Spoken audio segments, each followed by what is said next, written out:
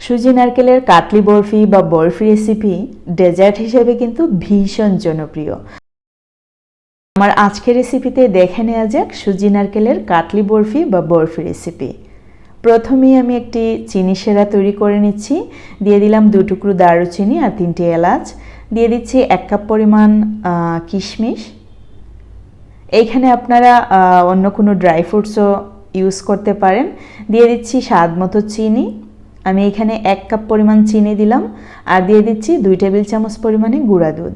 এই গুঁড়া দুধ দিলাম একমাত্র টেস্ট একটু বাড়ানোর জন্য, আপনারা চাইলে কিন্তু স্কিপও করতে পারেন। সুজি নারকেলের বরফি খেতে কিন্তু এমনিতেই অনেক মজার হয়। জাল করতে করতে আমরা প্রায় 2 ইঞ্চির মতো পানিটা শুকিয়ে নেব।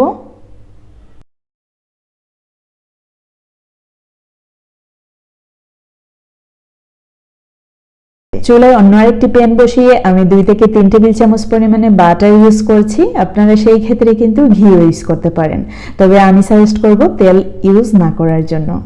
দিয়ে দিচ্ছি 1 কাপ পরিমাণে সুজি।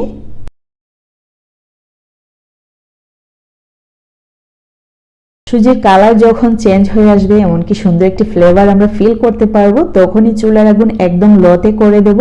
কারণ হচ্ছে যদি মিডিয়াম টু হাই ফ্লেমে অথবা মিডিয়াম টু লো ফ্লেমেতে রেখে আমরা ফ্রাই করি, সুজি কিন্তু পুড়ে যাওয়ার সম্ভাবনা থেকে যাবে। সেই ক্ষেত্রে কিন্তু এই বরফি বা কাটলি বরফি খেতে ভালো লাগবে না। দেখতে পাচ্ছেন এই মুহূর্তে আমি ইউজ করছি 1.5 কাপ পরিমাণ নারকেল আর দিয়ে দিলাম স্বাদ মতো লবণ। চেষ্টা করবেন যে কোনো ডেজার্টে অবশ্যই 1 চিমটি পরিমাণ হলেও লবণ ইউজ করার, তাতে করে মিষ্টির স্বাদ কিন্তু অনেক গুণ বেড়ে যায়। 2 থেকে 3 মিনিট পর্যন্ত আমি আবারও ভেজে নিলাম, তারপরে দিয়ে দিচ্ছি চিনি শিরাটুকু। ঠিক এই মুহূর্তে আমরা আরও সতর্কতার সাথে রান্না করব। চুলার আগুন মিডিয়াম টু লোতে রেখে আমরা রান্না করব। একদমই হাই করব না, তা না হলে পানি কিন্তু খুব তাড়াতাড়ি শুকিয়ে যাবে, প্রায় নিচে লেগে যাওয়ার সম্ভাবনা থেকে যাবে।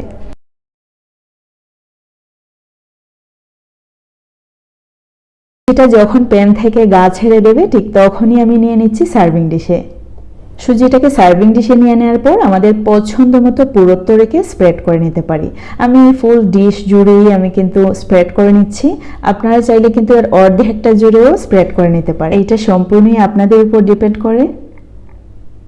ঠিক এরকম চামচের সাহায্যে খুব ভালো করে চাপিয়ে বসিয়ে দিতে হবে, তাতে করে আমাদের কাটলি বরফি বা বরফিটা অনেক ভালো হবে।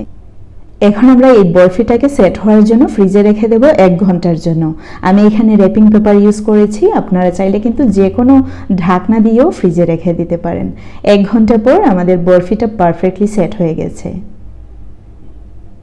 আমি সাইডগুলো কেটে নিচ্ছি একটু সুন্দর করে কেটে নেওয়ার জন্য। সাইডগুলো কেটে নেওয়ার পর আমাদের পছন্দ মতো শেপে আমরা কেটে নিতে পারি। আমি আমার পছন্দ মতো কেটে নিচ্ছি। আমার আজকের রেসিপি আশা করি আপনাদের কাছে অনেক ভালো লেগেছে। যদি ভালো লাগে অবশ্যই একটি লাইক দিতে ভুলবেন না, আর বেশি ভালো লাগলে সাবস্ক্রাইব, আরও বেশি ভালো লাগলে ফ্রেন্ডস, ফ্যামিলি, এমনকি নতুনদের সাথে শেয়ার করতে ভুলবেন না। আপনাদের একটি লাইক ও কমেন্টস কিন্তু অনেক জরুরি। অবশ্যই চেষ্টা করবেন যদি রেসিপিটা দেখেন একটা লাইক দেওয়ার জন্য, এমনকি একটা কমেন্টস করার জন্য। কারণ হচ্ছে আপনাদের একটি লাইক ও কমেন্টস কিন্তু পরবর্তী অন্য আরেকটি কন্টেন্ট তৈরি করতে অনেক শক্তি যোগায়, অনেক উৎসাহ দেয়। আমার আজকের নারকেল এবং সুজির কাটলি বরফি বা বরফি রেসিপি এই পর্যন্তই। আশা করি আপনাদের ভালো লেগেছে। আমি এখানে উপর থেকে চিয়া সিড দিয়ে দিচ্ছি, আপনারা চাইলে কিন্তু যে কোনো ধরনের ড্রাই ফ্রুটস ইউজ করতে পারেন। See in the next video, till then bye, আল্লাহ হাফেজ। সবাই ভালো থাকবেন, সুস্থ থাকবেন।